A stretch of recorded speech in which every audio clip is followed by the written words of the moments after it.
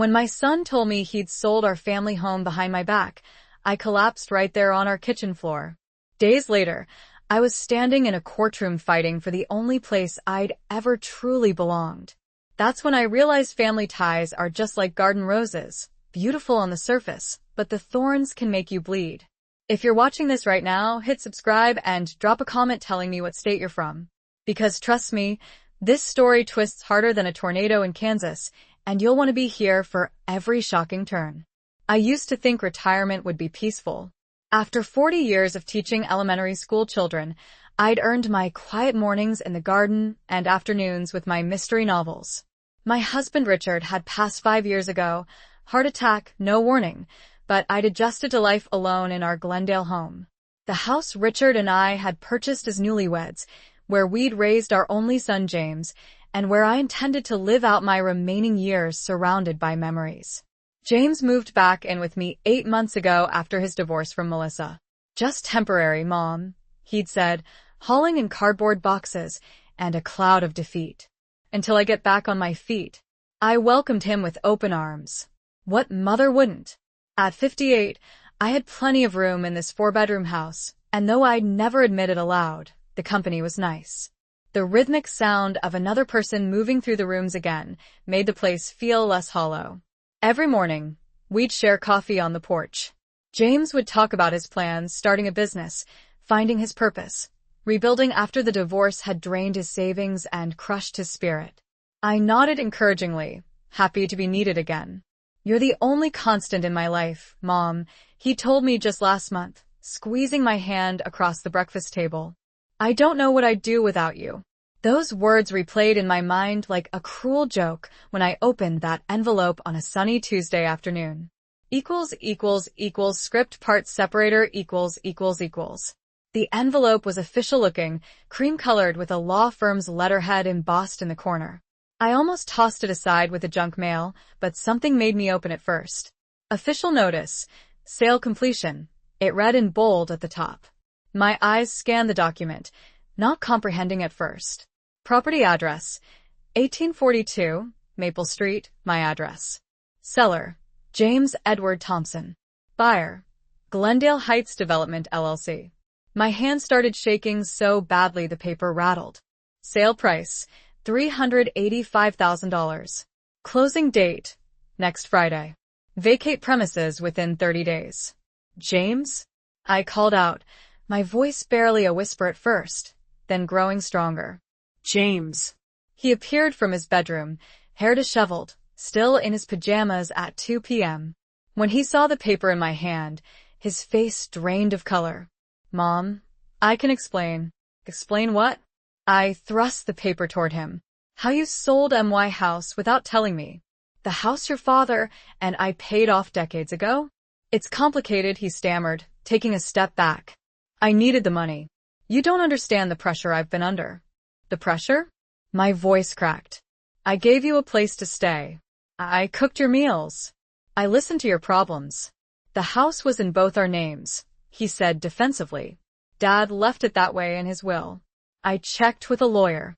The room spun around me.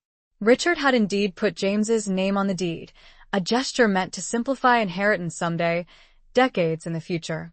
Not as permission for our son to sell it from under me. "Where am I supposed to go?" I asked, feeling suddenly small and fragile. "This is my home." "We'll find you a nice apartment," James said, not meeting my eyes.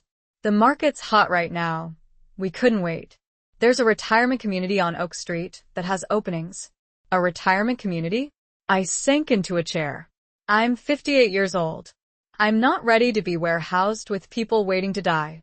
"Don't be dramatic, Mom. It's just a house. Just a house." The word struck me like physical blows. Just the house where I'd planted every rosebush in the garden.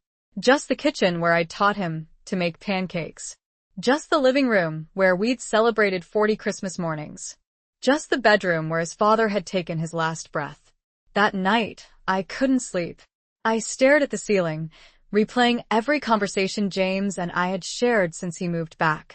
Had he been planning this all along? Was every morning coffee, every "I love you, Mom" just part of his scheme? Script part separator equals. By morning, my shock had crystallized into something harder. When James shuffled into the kitchen looking for coffee, I didn't acknowledge him. Mom, please. Let's talk about this rationally. I looked up from my untouched toast. Rationally? You want to discuss betrayal rationally? It's not betrayal. It's financial necessity. He ran his fingers through his hair. After the divorce, my credit was destroyed. I've got debts you don't know about. So you sold my home? Without even discussing it with me? I was going to tell you. When? After the moving trucks arrived? I slammed my palm on the table. I raised you better than this, James. His face hardened. Dad would have understood. He was practical about money. That was the breaking point. I stood so quickly my chair toppled backward. Don't you dare use your father to justify this. Richard would be ashamed. I grabbed my purse and car keys. I needed to think, to breathe air that wasn't contaminated with my son's betrayal. Where are you going? James called after me. To someone who won't sell me out, I answered, slamming the door behind me. 20 minutes later, I was sitting in Marcy Whitaker's living room. My neighbor of 15 years handed me a steaming mug of tea and a box of tissues I hadn't realized I needed. He can't just do that, Marcy said firmly. Her silver bob shook with indignation. There must be legal options. He says his name is on the deed too. That doesn't give him the right to sell without your consent. Marcy reached for her phone. My nephew Jeffrey is a real estate attorney. We're calling him right now. Jeffrey agreed to see me the next morning. As I left Marcy's house, she squeezed my hand. Barbara, you're a fighter. Always have been. Don't you dare roll over for this. That night, I slept in the guest room, unable to face James. Just before dawn, I heard his car start. Through the window, I watched him drive away, presumably to work. But an envelope slid under my door told a different story. Mom, gone to clear my head. We'll talk when I get back. Trust me, this is for the best. Love, Jay. Trust him? That ship had sailed, hit an iceberg, and sunk to the bottom of the ocean. Script part separator equals. I arrived at Jeffrey's law office at 9 sharp. He was younger than I expected, with kind eyes behind horn-rimmed glasses. Mrs. Thompson, based on what Aunt Marcy told me, we need to act quickly, he said, pulling out a legal pad. The good news is that in most co-ownership situations, one party can't sell without the other's consent. But the papers looked official, I said, hands trembling as I passed him the notice. Jeffrey frowned as he reviewed the document. This is concerning. The sale appears legitimate. He tapped his pen against the desk. Did you ever sign any papers for your son recently? Anything at all? My heart sank. He asked me to sign some insurance forms last month. Said it was routine after his divorce. Jeffrey's expression darkened. We'll need to examine those. Mrs. Thompson, I'm sorry to ask, but has your son ever shown signs of financial desperation? He mentioned debts after the divorce, but I think we need to pull your credit report immediately. 1 hour and several phone calls later, I sat stunned as Jeffrey laid out the evidence. James hadn't just sold the house.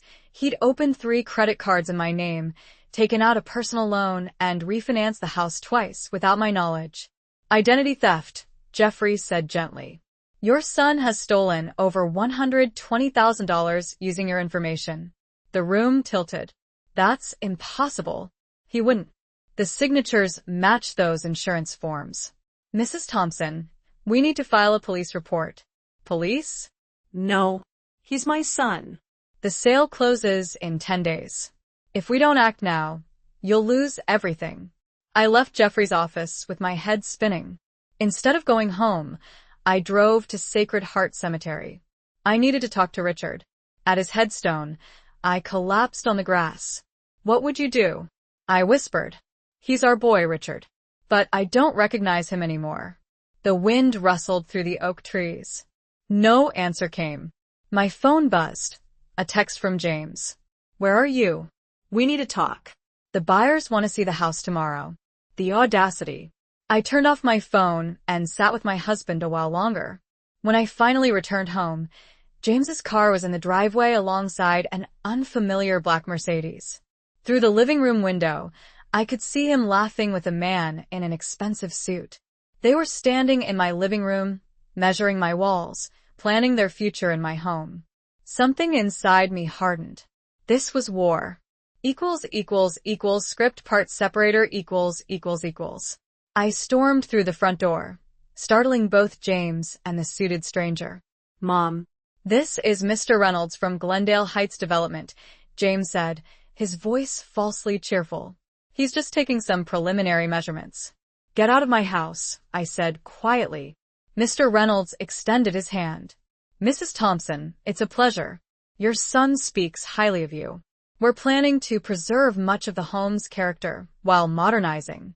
I said get out. My voice thundered through the room with a strength I didn't know I possessed. This house is not for sale. The developer looked between us, sensing the tension. Perhaps I should come back another time. There won't be another time, I said firmly. James does not have sole authority to sell this property. After the developer left, James exploded. What the hell, Mom? You're ruining everything. Me? You stole my identity. I shouted back. 3 credit cards? Loans? What happened to you? His face went pale. You've been snooping? I've been discovering the truth. The court will too. I'm filing a police report tomorrow. You wouldn't, he whispered. I'm your son. And I'm your mother, which apparently meant nothing when you were forging my signature. He changed tactics, his voice softening. Mom, please. I'm in trouble. Real trouble. I owe some people money. Dangerous people. What people? What kind of trouble? Gambling debts. After the divorce, I started playing online poker. It got out of hand. I stared at my son, this stranger wearing James's face. How much? 200,000. The room spun. Dear God. These aren't people who take IOUs, Mom. They've threatened me. Threatened us. So your solution was to steal from me? Make me homeless? I was going to split the money with you. Enough for both of us to start fresh. I laughed bitterly. Fresh? I'm 58 years old. Where exactly am I supposed to start fresh? I didn't have a choice. There's always a choice, James. And tomorrow, I'm making mine. I locked myself in my bedroom that night, pushing a dresser against the door. For the first time in my life, I was afraid of my own child. The next morning, I found a note on the kitchen table. Mom, gone to fix this. Trust me one last time. G. But trust was a luxury I couldn't afford anymore. I picked up my phone and called Jeffrey. I'm ready, I told him. Let's stop this sale. And I want to file that police report. Script part separator ===. I spent the next 3 days with Marcy, too frightened to stay in my own home. Jeffrey worked frantically, filing injunctions against the sale and preparing documentation for court. The judge granted an emergency hearing for tomorrow morning, he informed me on Wednesday. But we have a problem. The police found evidence that complicates things. What evidence? My stomach nodded. Text messages between James and someone named Uncle Ray. They've been planning this for months. This wasn't desperation, Mrs. Thompson. It was calculated. Uncle Ray, my brother-in-law, Richard's estranged brother, a man with a history of schemes and get-rich-quick plans. A man I'd specifically warned James to avoid. Uncle Ray is involved? The betrayal doubled, tripled. They discussed forging your signature, manipulating you, it's all there.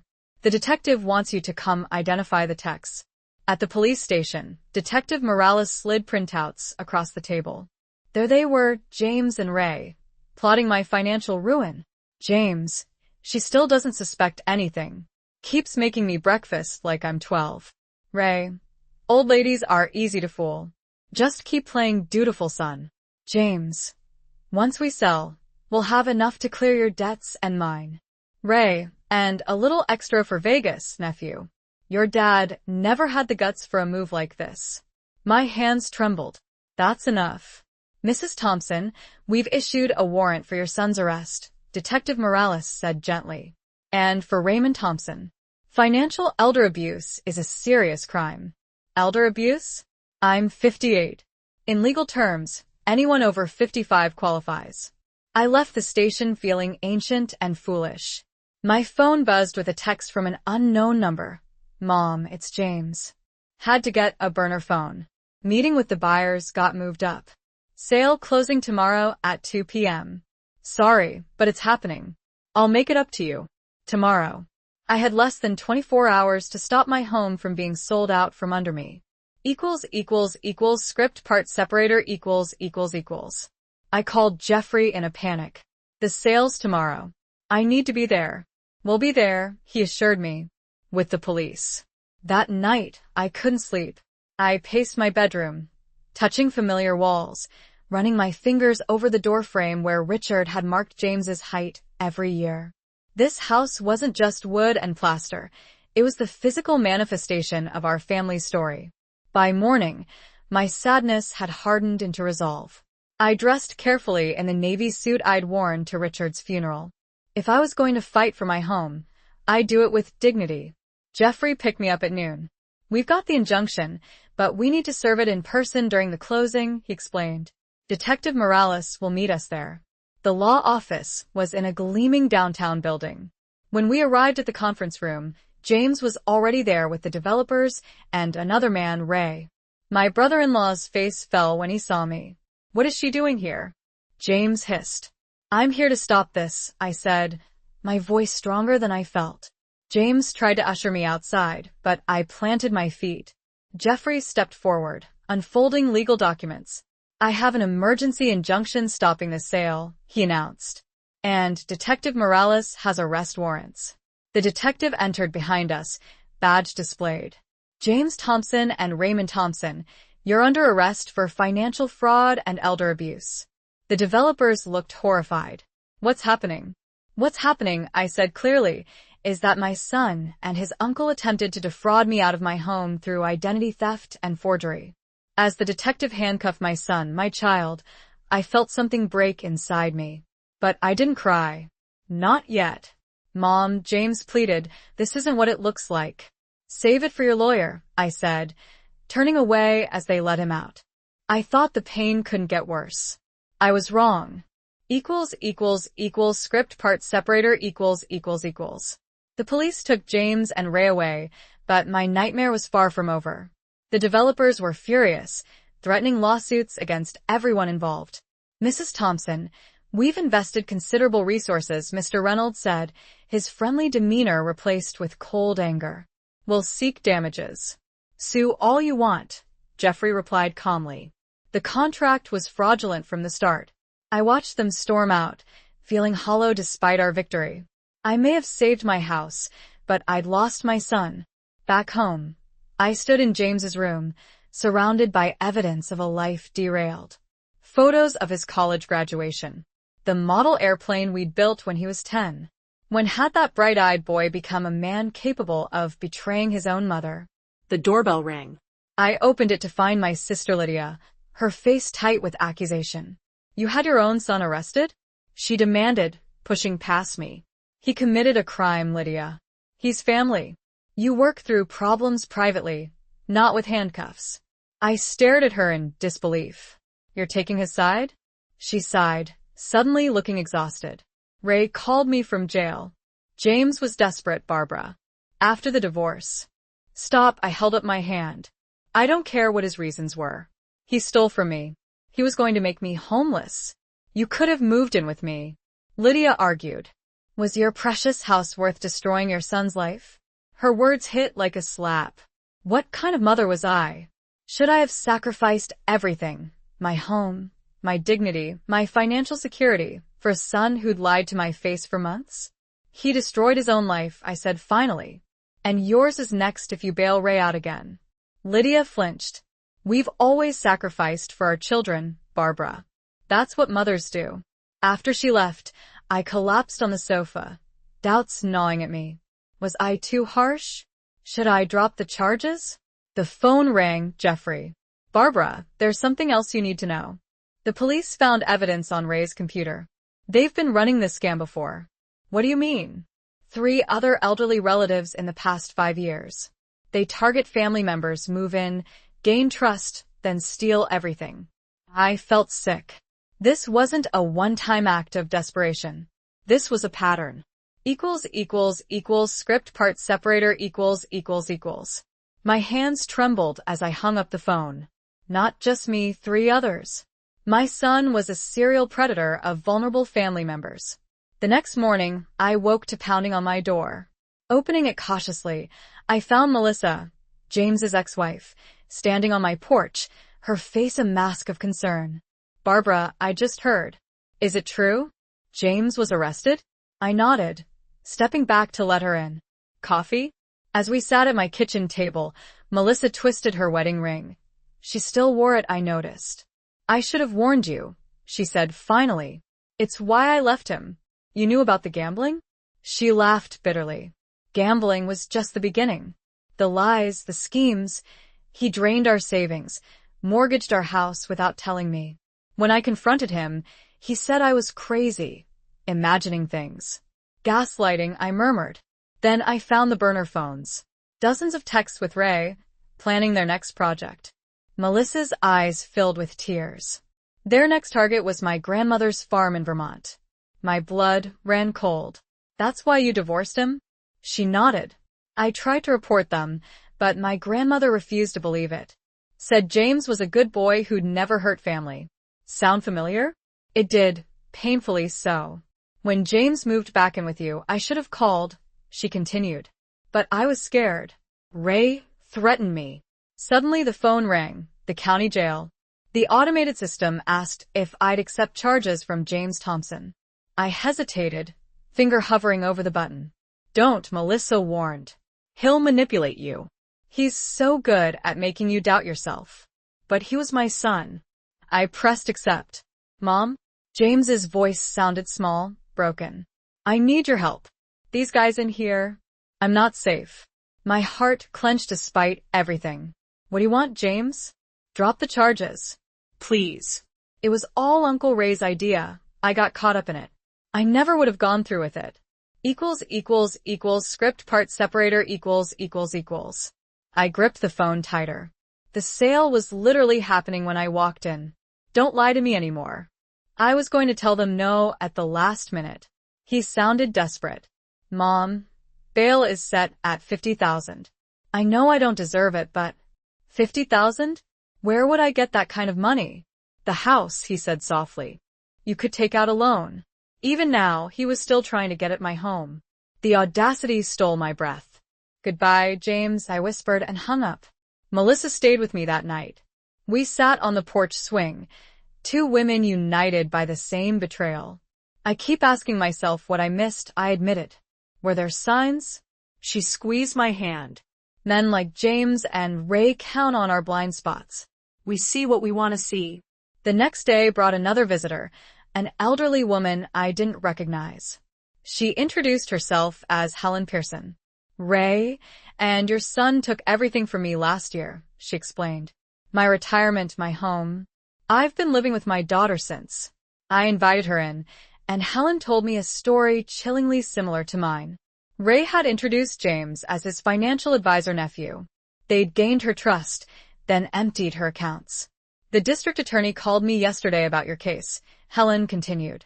"With my testimony and yours, they'll go away for a long time." I didn't sleep that night. The weight of responsibility crushed me. If I testified, my son would go to prison. If I didn't, how many more Helens would there be? Morning brought clarity and another call. Detective Morales. "Mrs. Thompson, we've uncovered something you need to see. Can you come to the station?" At the police station, the detective laid out documents on the table, bank statements, emails, phone records. "Your husband knew," she said gently. "Before he died, Richard was investigating his brother and your son." I stared at her in shock. "That's impossible. Richard would have told me." She pushed a printed email across the table. It was from Richard to his lawyer, dated 3 days before his fatal heart attack. "I've confirmed my suspicions about Ray and James. The evidence is in the safety deposit box. If anything happens to me, make sure Barbara knows everything." I can't. Script part separator equals. That was Richard's final message, unfinished. He'd been trying to protect me even then. My son knew his father was onto him, Detective Morales explained. Phone records show James called Richard just before his heart attack. The argument likely triggered it. The room tilted. Are you saying my son is responsible for his father's death? We can't prove it legally. But morally? I left the station in a daze. Had James's schemes literally broken his father's heart? Had Richard died trying to protect me from our own son? When I got home, there was yet another surprise waiting. A certified letter from Richard's bank. They'd been trying to contact me about an abandoned safety deposit box scheduled for drilling. I'd forgotten about it completely. The key was in Richard's desk drawer, untouched since his death. The next morning I went to the bank. Inside the safety deposit box was a sealed envelope labeled for Barbara. Open only if necessary, and a USB drive. At home, I plugged the drive into my computer. It contained recordings James and Ray discussing targets, including me. James, after Dad's gone, Mom will be easy. She trusts me completely. Ray, you're sure he doesn't suspect? James, Dad's clueless. And his heart's weak. One good shock might solve our problems permanently. I ran to the bathroom and vomited. My son had wished his father dead. Had planned it. With shaking hands, I opened Richard's letter. Script part separator script part separator Barbara, my love. If you're reading this, two things are true. I'm gone, and you've discovered what James and Ray have been doing. I'm so sorry I didn't tell you sooner. I wanted proof before breaking your heart. They've been targeting elderly relatives for years. I found out when I overheard them discussing their next project. You. After I'm gone, they plan to take everything we built together. I've set up protections.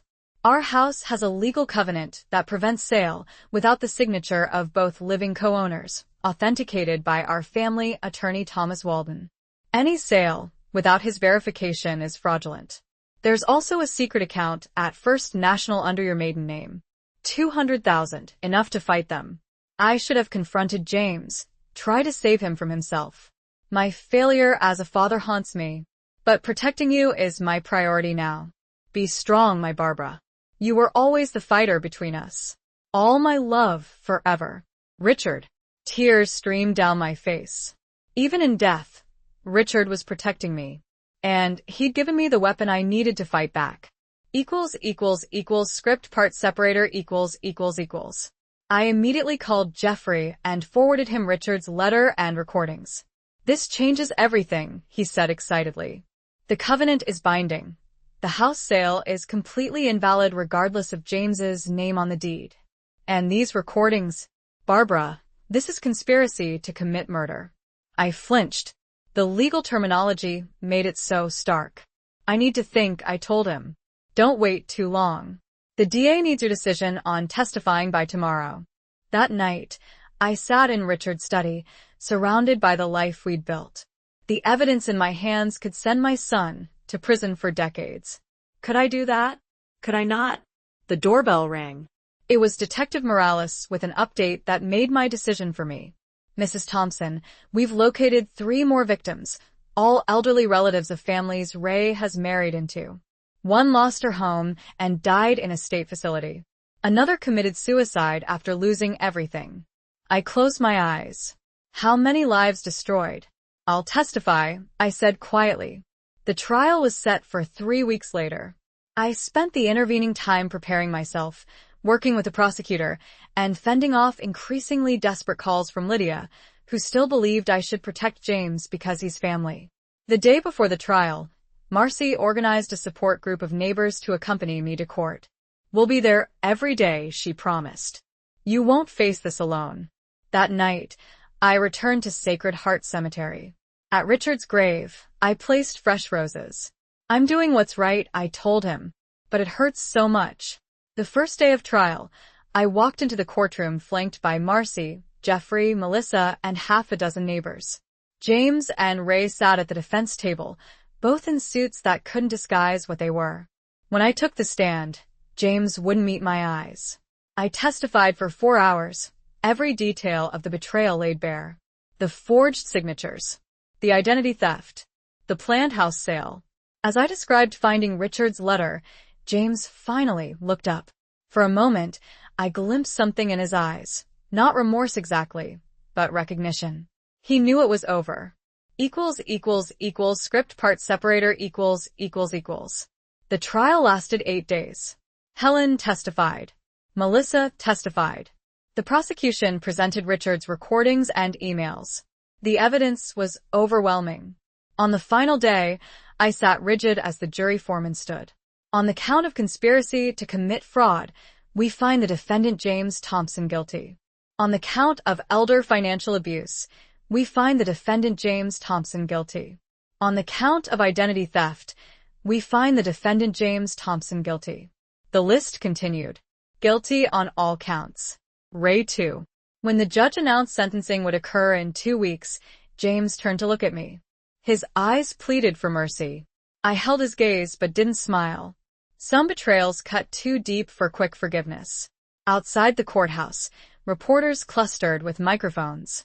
Mrs. Thompson, how does it feel to send your own son to prison? I straightened my shoulders. It feels like justice. Not just for me, but for everyone they hurt. What would you tell other families facing elder abuse? Trust your instincts. Document everything. And remember that real love doesn't steal your dignity. The sentencing hearing came too quickly. James received 15 years, Ray 20. As the bailiff led James away, he called out, "Mom, please." But I turned away, strength in my spine. This chapter was over. In my garden the next morning, I planted new rose bushes. One for each person James had victimized. Life would go on. I would heal. My phone rang, of a reporter wanting an exclusive. No comment, I said firmly. This story belongs to me now. A week after sentencing, while sorting through the last of James's belongings, I found a journal hidden beneath his mattress. The entries detailed a lifetime of resentment toward Richard and me, jealousy that twisted into something dark. The final page, written the day before his arrest, chilled me. Mom thinks she's won, but I always have a backup plan. That night, I heard footsteps on the porch. Peering through the curtains, I saw Ray's son, a man I barely knew, trying my door handle. In his hand gleamed something metallic. A key. I called Detective Morales immediately. The investigation revealed James had promised Ray's family revenge from prison. They'd planned to terrorize me until I fled my home, allowing them to claim it through some obscure legal loophole their lawyer had discovered. The judge added witness intimidation to James's sentence. I installed a security system the next day. 6 months later, I converted James's bedroom into an art studio. Neighbors and survivors of James's schemes gathered for painting sessions every Tuesday. Helen moved in with me, 2 widows finding strength together. Yesterday, I received a letter from the prison chaplain. James wants to make amends, he wrote. He's changed. Perhaps someday I'll read his letters. Perhaps someday I'll visit. But not today. Today, I'm planting a new garden, not of memories, but of possibilities. I'm volunteering at a financial literacy program for seniors. I'm living. Standing in my kitchen, in my home, I realize that while family ties may draw blood sometimes, they also taught me my own strength. Richard would be proud. As for James, well, some betrayals can never be undone. But forgiveness? That's my choice to make when I'm ready. On my terms. In my time. And that, my friends, is the most powerful revenge of all.